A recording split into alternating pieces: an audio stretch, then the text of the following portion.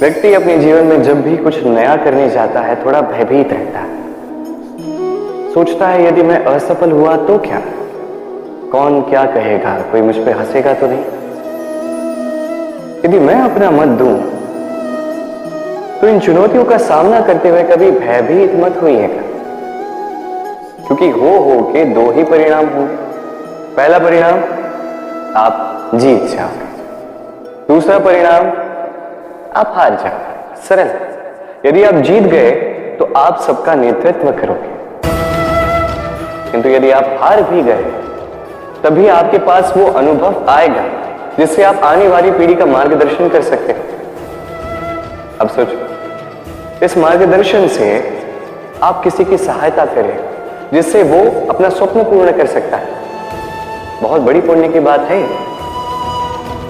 एक सरल सी बात समझ लीजिए, जीत हो या हार दोनों एक ही ओर ले जाते हैं और वो है जीत की ओर। बस अपना दृष्टिकोण शुभ रखिए और अपनी चुनौतियों को सीमित मत कीजिएगा, इन सीमाओं को चुनौती दीजिए।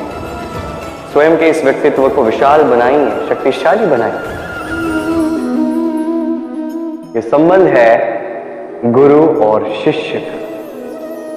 गुरु उस प्रत्यंचा की भांति होता है, स्वयं को पीछे रख के शिष्य को उसके गंतव्य की ओर ले जाता है, उसे अपना लक्ष्य साधने देता है और सदैव कठोर रहता है ताकि शिष्य अपने लक्ष्य से कभी चूके।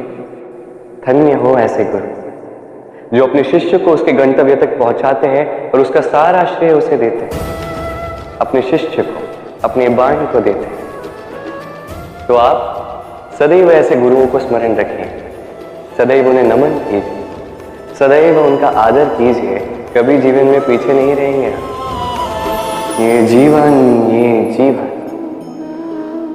कहने को तो अत्यंत कठिन है। ये जीवन क्या करें है, अब इसे सरल कैसे बनाया जाए, यही प्रश्न आ रहा है ना मन में। इसका उत्तर स्वयं उस व्यक्ति में छिपा है, उसके निर्णय पर, उसके चयन में छिपा है। अब जीवन के ये कठिन क्षण जो होते हैं ये उस प्रसंग की भांति होते हैं जैसे आप चल रहे हैं और अचानक से पांव में कांटा चुभ जाता है। अब व्यक्ति क्या करेगा? कोई ऐसा व्यक्ति भी होता है जो उस पीड़ा के कारण, उस पीड़ा के भय के कारण पीछे हट जाता है। कोई ऐसा व्यक्ति भी हो सकता है जो उस चोट को ठीक करने में समय व्यर्थ कर जाएगा। कितना पूछो। ऐसा व्यक्ति भी हो सकता है जो उस कांटे को उठाकर उसका उपयोग कील की भांति करे, दीवार पर उसे लगाए, उस पर कोई सुंदर सा चित्र लगाए जिससे उस दीवार को और सुंदर बनाया जा सकता है। यही जीवन के साथ भी होता है। अब देखिए, जीवन कठिन है या बहुत कठिन, ये महत्वपूर्ण नहीं। उसे सरल बनाने के लिए आप क्या करते हैं ये अधिक महत्वपूर्ण है। मान लीजिए हम सभी मृत्य, हम सभी को मरना है, हर एक को मरना है, एक न एक दिन ये अवश्य होगा। अब जब ये होने ही वाला है तो भयभीत क्यों, चिंतित क्यों होना? आपकी चिंता करने से क्या ये टाल दिया जाएगा? कदापि नहीं। प्रारब्ध है, होकर रहेगा। तो जीवन ये कुछ क्षण आपको जीने के लिए दिए हैं, इसे जीना आरंभ कर दीजिए। जो भी परिस्थितियां आती हैं उसे सकारात्मक रूप से देखना आरंभ कर दीजिए। ये आप एक बार सीख गए तो आपका ये जीवन सुख और प्रसन्नता से भर जाएगा। वर्षा की बूंदें जब रिमझिम बादलों से बरसती है तो कितना अच्छा लगता है। न केवल इस वातावरण को सुनहरा बना देती है, इस माटी में समाकर एक अत्यंत सुंदर सुगंध उत्पन्न करती है। इन पौधों को, इन वृक्षों को जीवन दान देती है, उनका पोषण करती है और साथ ही अनेक जीवों का उद्धार करती है। और सोचिए, जब बादल फटता है तब क्या होता है? ये सारी बूंदें अनियंत्रित हो जाती है, एक भयानक बाढ़ का रूप ले लेती है जो करती है केवल महाविनाश। इसका सार क्या है? इसका सार है कर्म कीजिए किंतु नियंत्रण में। यदि आप नियंत्रित नहीं रहे तो आप भी जीवन रूपी वर्षा के स्थान पर एक भयानक बाढ़ का रूप ले लेंगे। अब विकास करना है या विनाश, निर्णय आपका है। यदि विकास करना चाहते हैं तो अपने कर्म के साथ साथ इस मन पर भी नियंत्रण रखना सीखिए। इस मन को साधिए, इसे नियंत्रण में रखिए, अपने कर्मों को नियंत्रण में रखिए, संतुलन बनाए रखिए। कभी अश्व की सवारी करते हुए सवार को देखा है? अश्व के दाएं बाएं ओर जैसे एक पर्दा लगा दिया जाता है। इसका कारण क्या है? ताकि अश्व कहीं और देख ना सके, केवल आगे देख सके और उसी दिशा में आगे बढ़ सके। अब कहने को तो ये सरल सी बात है, पर इसके पीछे एक गहन विज्ञान छुपा है। आपको यदि जीवन में लक्ष्य प्राप्त करना है तो आपको भी यहां वहां देखना छोड़ना होगा, केवल आगे अपने लक्ष्य की ओर देखना होगा, तभी सफलता प्राप्त कर सको। अश्व तो एक पशु, उस पर लगाम लगाई जाती है, आंखों के दाएं बाएं पर्दे लगा दिए जाते हैं।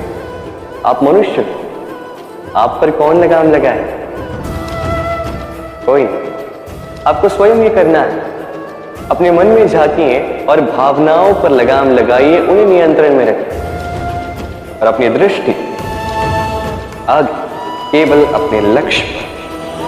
स्मरण रखिएगा, यदि आपका ध्यान केवल और केवल अपने लक्ष्य पर होगा तो लक्ष्य अवश्य साधु। यदि ध्यान यहां वहां भटक गया तो लक्ष्य कहीं भटक गया। यथा राजा तथा प्रजा, यथा बीजन तथा मुक्र, यथा भूमि तथा अंकुर। कितने सुंदर शब्द हैं, और जितने सुंदर है उतना ही गहरा इनका अर्थ भी। जैसा राजा होगा वैसी प्रजा होगी, जैसी भूमि होगी वैसा ही अंकुर भी। कभी गहराई में जाके इन शब्दों को समझने का प्रयास किया है? राजा इस शब्द का मूल है रज। रज का अर्थ है माटी, अर्थात राजा वो जो माटी से जुड़ा, राजा वो जो प्रजा का सम्मान करे, उनका ध्यान रखे, उनके नेत्रों में अश्रु देखते ही चिंतित हो जाए और उनके अश्रु पोंछने के लिए हर संभव प्रयास करे, उन्हें सुखी रखने का हर संभव प्रयास करे। ये होता है राजा। अब ये सारे गुण यदि राजा में ना हो तो प्रजा में असंतोष जागता है। ये असंतोष विद्रोह का रूप लेता है और विद्रोह किसी भी रूप में विनाशकारी ही होता है। तो राजा को प्रजा का ध्यान रखना चाहिए और प्रजा को भी राजा में विश्वास रखना चाहिए, उसका अनुकरण करना चाहिए। जब ये दोनों साथ आएंगे तभी ये शासन स्थिर होगा, तभी ये देश नियंत्रण में होगा। यदि दोनों में से कुछ भी अनियंत्रित हो गया, महाविनाश होना ही होना। तो राजा अपना कर्म करे, प्रजा अपना धर्म निभाए। बरगद का वृक्ष, वट वृक्ष, इस संसार के सबसे विशाल वृक्षों में से एक है। क्या कुछ नहीं करता, अनेक वर्षों तक ये वृक्ष जीवित रहता है, ये सदैव बढ़ता ही जाता है। कितने सारे पक्षियों को, पशुओं को ये आश्रय देता है, राह में जाने वाले राही को ये शांति देता है, आश्रय देता है, विश्राम करने का स्थान देता है, शीतल छाया देता है। वट वृक्ष संसार के सबसे विशाल वृक्षों में से एक। इसका बीज राई से भी छोटा होता है, किंतु वो धरा के नीचे समा जाता है, अपनी खोल को तोड़ता है और पहला अंकुर निकलता है, और फिर धीरे धीरे धीरे छोटा सा बीज एक विशाल वट वृक्ष में परिवर्तित होता है। जीवन में सफलता पानी है तो भी यही मार्ग है। छोटे छोटे कार्यों से आरंभ करना होगा। इसलिए छोटे कार्यों से कभी घृणा मत कीजिए। छोटा कार्य करने में कोई लज्जा नहीं आनी चाहिए। यदि यही छोटे छोटे कार्य पूर्ण निष्ठा से, पूर्ण मेहनत से, लगन लगा के करोगे तो इन छोटे कार्यों का भी आकार बढ़ता जाए। इसलिए कार्यों को कार्यों की भांति ही देखो, छोटे कार्य या बड़े कार्य करती जाए। जीवन में अपना अस्तित्व भी बरगद के वृक्ष से भी विशाल बना दे। समय क्या है ये समय? समय एक सीधी रेखा तो कदापि नहीं।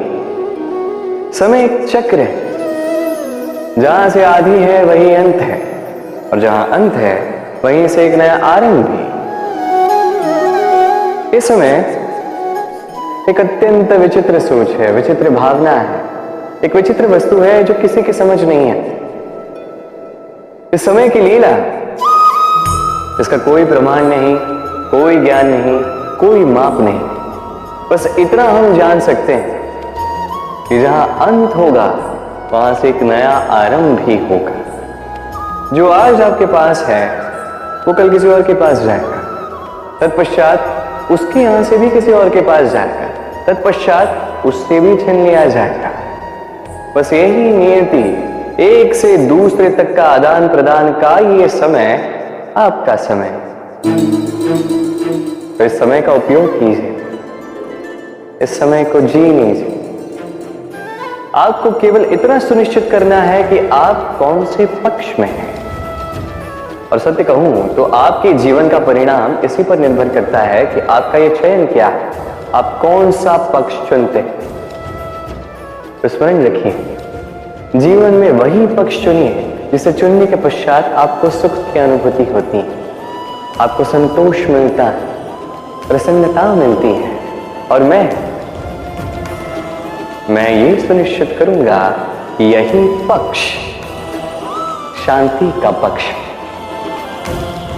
यही पक्ष प्रेम का पक्ष होगा। तो चिंता मत कीजिए, आइए और मेरे साथ प्रेम से कहिए राधे राधे।